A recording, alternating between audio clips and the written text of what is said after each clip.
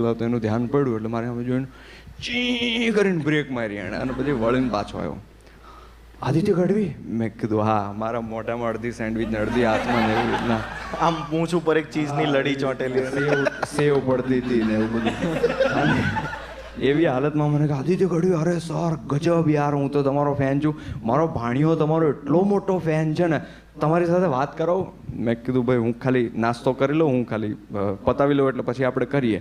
Okay okay sir એમ કરીને bike એણે ત્યાં ને ત્યાં ઊભું રાખ્યું ને મારી સામે જોવે. એટલે હવે મારી ઉપર પ્રેશર આખું બિલ્ડ થયું કે હવે આ સેન્ડવિચ પતાવ ભાઈ, તું કાં તો નાખી દે પણ આને પૂરું કર. એટલે મેં અડધી પડતી સેન્ડવિચ નાખી દીધી અને ભાઈ આવ્યા મારી પાસે અને કે વિડીયો કોલ કર્યો કે આ મારો ભાણિયો છે, તમારો બહુ મોટો ફેન છે. એટલે મેં કીધું કે હેલો કેમ છો, તમારું નામ શું છે, એવું બધું મેં બહુ વિવેકપૂર્વક વાત કરી. અને પછી એણે કીધું કે હું તમારો બહુ મોટો ફેન છું અને સર કળજુગનો કનૈયો તમારું આખું ગીત મને મોઢે છે, મને કે સંભળાવું?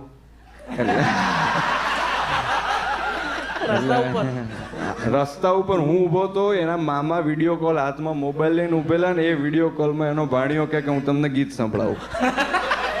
મેં અડધી સેન્ડવિચ નાખી દીધેલી. આ આખી સ્થિતિ હતી. અને પછી એણે ચાલુ કર્યું, કળ જુગનો કનૈયો વળી દિલ જીતનારો હોને વાલો લાગે પરાણી પ્રેમનો પર્યાય. હા પણ એવું ત્યારે મારે આવું કરાય એવું નહોતું. એટલે મેં તો આખું ગીત સાંભળ્યું ને અડધું, અને પછી મને પોતાને ગુસ્સો આવ્યો કે આટલું લાંબુ લખવાની શું જરૂર હતી તારે, આ પતતું નથી આનું.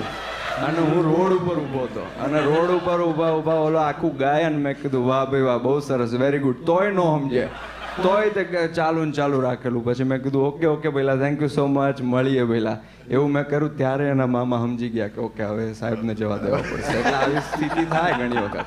લોકો